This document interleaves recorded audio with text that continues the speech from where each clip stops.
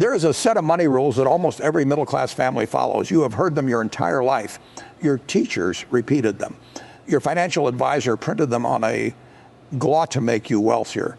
And every single one of these rules was designed not to make you wealthy, but to keep you exactly where you are. Work hard, save money, buy a house, avoid debt, diversify your investments.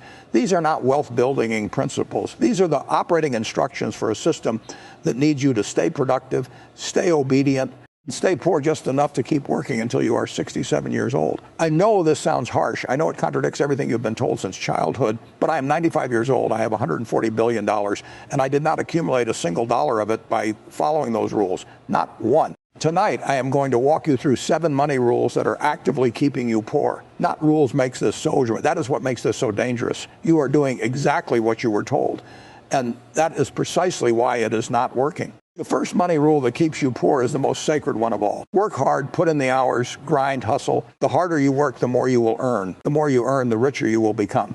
This sounds so logical that questioning it feels almost immoral. How dare you suggest that hard work does not lead to wealth? Except it does not. And deep down, you already know this. Think about the hardest working people you have ever seen in your life.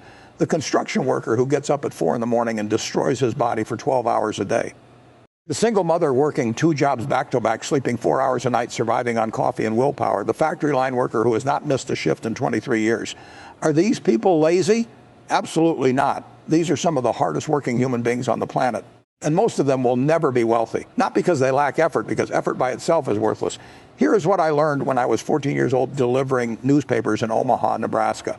I was making about 35 cents an hour. I could have worked twice as hard, delivered newspapers faster, taken on a second route, worked weekends, and I still would have been making 35 cents an hour because the value was not it was in the system. What changed everything was when I took the money from that paper route and bought a pinball machine with my friend. We placed in a barber shop. That single machine earned $50 in the first week. Without me delivering a single newspaper, without me working a single hour, the machine worked. I collected. That was the day I understood something that 99% of the population never learns. You do not get rich by working hard. You get rich by building systems that work hard for you, a business, an investment, an asset that generates income, whether you show up or not. The moment you decouple your income from your time, everything changes. Until then, you are a hamster on a wheel running faster and faster, but never actually moving forward is the most emotionally charged myth in America. Buy a house. It is your greatest investment. It is the American dream. You are throwing money away on rent. Build equity. Get on the property ladder.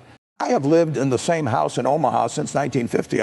I bought it for $31,500, and even I will tell you, my house is not an investment. It is a place where I sleep and eat breakfast. That is all it is. An investment puts money into your pocket. Every month, every quarter, every year, it generates cash flow. My shares of Coca-Cola pay me dividends. My shares of Apple, BNSF Railway, generates billions in revenue that flows into Berkshire Hathaway's treasury.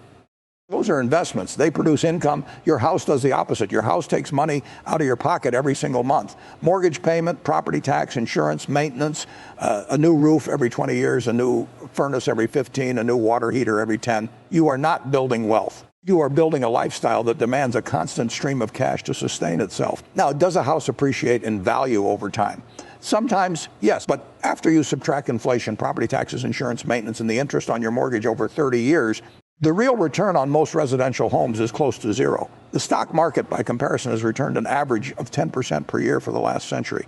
If you had taken that 30-year mortgage payment and invested the difference in an index fund, you would retire with more money than the house will ever be worth. I am not saying never buy a house. I am saying stop calling it an investment. Call it what it is, a consumption decision, a lifestyle choice. There is nothing wrong with owning a home. But the moment you confuse your biggest expense with your biggest asset, and that confusion has kept more families stuck in the middle class than any other financial myth in history.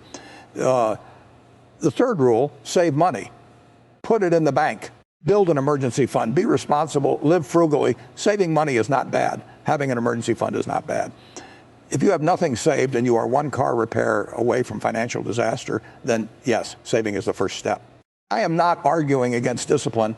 I have eaten the same breakfast for 60 years and I still drive myself to work. Nobody will ever accuse Warren Buffett of being wasteful. But here is the problem. Saving alone will never make you wealthy. And the people who teach you that saving is, or they are terrible at math, let me give you the math. Right now, the average savings account in America pays roughly 4% interest in a good year. Inflation runs at roughly 3%. That means your real return, the actual growth of your purchasing power is 1%. If you save $10,000 a year at 1% real growth, in 50 years you will have approximately a century of discipline. That is not wealth. That is survival. Now watch what happens when you invest instead of save.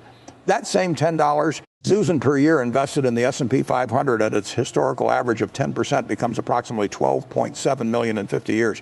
Same discipline, same sacrifice, same $10,000 a year, but 20 times more money because you stop parking your cash in a savings account that barely beats inflation and you put it into assets that actually grow. The wealthy do not save money. The wealthy deploy money. They take every available dollar and put it to work in businesses, real estate, stocks, and systems that compound over decades. Your savings account is a parking lot. The stock market is a highway where you reach your destination sitting in a parking lot no matter how long you wait.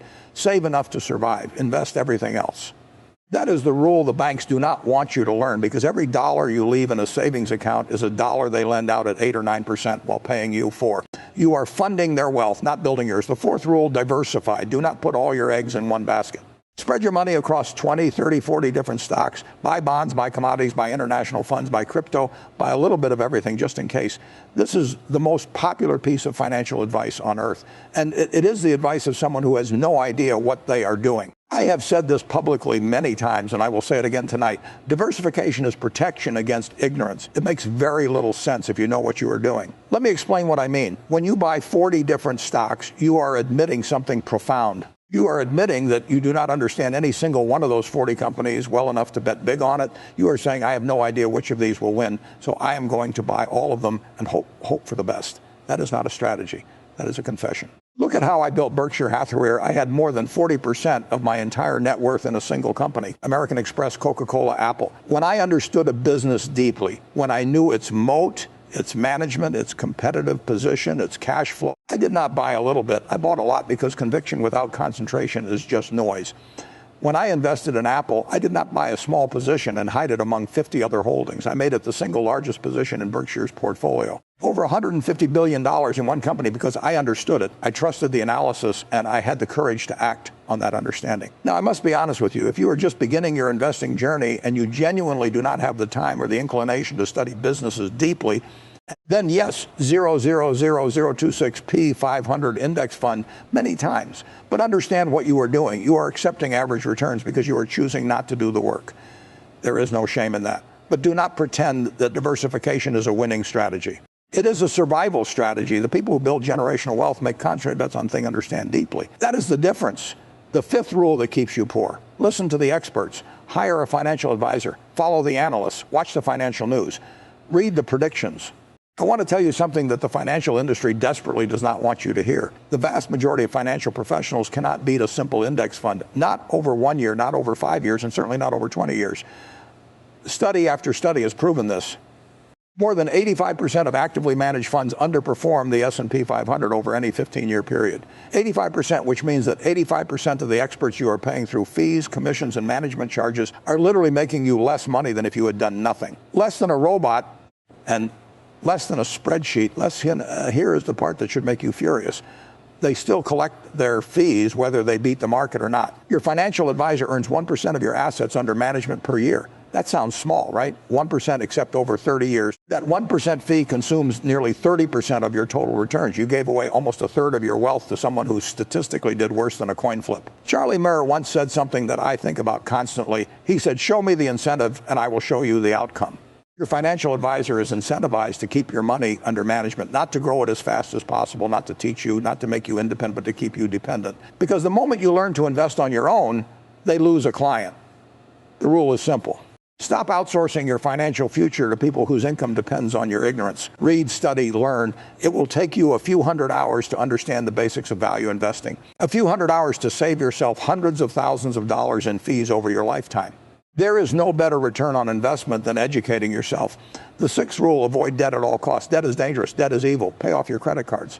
Pay off your student loans. Pay off your mortgage for anything. Here is the truth about debt that nobody taught you. There are two kinds of debt, and confusing them is one of the most expensive mistakes the middle class makes. The first kind is consumer debt.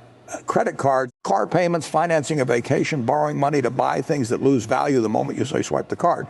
This kind of paying 18 or 20% interest to own things that are worth less every single day. This kind of debt you should avoid every single day. This kind of debt you should avoid like the plague. But there is a second kind of debt, productive debt that buys assets. And this kind of debt is one of the most powerful wealth building tools in history. When I acquired Burlington Northern Santa Fe Railway in 2009, I used $26 billion in cash and stock, but Berkshire Hathaway itself, enormous of what I call float money from insurance premiums that I get to invest before claims are paid. That float is essentially free borrowed money. Other people's capital deployed by me generating returns that belong to my shareholders. That is productive debt. That is leverage working this in your favor. Real estate investors understand this instinctively. You buy a rental property for $200,000. You put $40,000 down and borrow $160,000 from the bank at 6%. The rental income covers the mortgage, the taxes, and the insurance, and every month your tenants are paying down your debt while the property appreciates. In 10 years, you own a property worth $300,000 and somebody else paid for most of it. What? You use debt as a tool, not as a crutch. The middle class avoids all debt because they were taught to fear it. The wealthy use strategic debt because they were taught to understand it. Fear is not a financial strategy. Understanding is the seventh and final money rule that keeps you poor. Play it safe. Do not take risks. Choose the stable job. Choose the savings account over the stock market. Choose certainty over possibility. This is the rule that quietly destroys more lives than any other. Not because safety is bad, but because the people who follow this rule do not understand what risk actually means. Most people think risk means the chance of losing money, but that is only one kind of risk, and it is not even the most dangerous kind. The most dangerous kind of risk is the risk of doing nothing, the risk of standing still while inflation slowly and visibly, relentlessly erodes everything you have. The risk of staying in a job you hate for 30 years because it feels safe. The risk of never starting that business, never buying that investment, never taking that chance, and arriving at 65 years old with nothing but regret and a pension that barely covers your grocery bill. I will tell you a story. In 1951, I discovered that my hero, Benjamin Graham, was chairman of the board at a small insurance company called Geico. I took a train from New York to Washington, D.C. on a Saturday with no appointment. The building was closed. I banged on the door until a janitor let me in. A man named Lawrenson, who later became CEO, sat with me. I went home and put 75% of my entire net worth into Geico stock. 75%. I was 20 years old. Every conventional advisor would have called me insane. That is not diversified. That is not safe. That is reckless. That single decision shaped the trajectory of my entire life. And Geico became the foundation of my understanding of the insurance business. Decades later, I bought the entire company, and today it generates billions of dollars a year for Berkshire Hathaway. What if I had played it safe? What if I had listened to the people who told me to spread my money across 10 different stocks and not bet too big on anything? I would have earned an average return. I would have lived an average life. I would have been an average man from Omaha who nobody remembers. The real risk is not losing money. The real risk is living your entire life inside boundaries that someone else drew for you. The real risk is being so afraid of the chance to succeed. Calculated risk is not gambling. It is the price of admission to an extraordinary life. 7 money rules, 7 invisible chains. Let me give them to you one final time. Rule 1, work hard and you will get rich. Rule 2, your house is your greatest investment. Wrong. Your house is your greatest expense. Invest in assets that pay you. Rule 3, save money and you will be wealthy. Wrong. Save to survive, invest to thrive. Wrong. Concentrate on what you understand. Diversification is the admission of ignorance. Rule 5, listen to the financial experts. Wrong. 85% of them cannot beat an index fund. Educate yourself. Rule 6, all debt is bad. Wrong. Consumer debt is a weapon. Learn the difference. Rule 7, play it safe. Wrong. The greatest risk is taking no risk at all. These 7 rules were not created to protect you.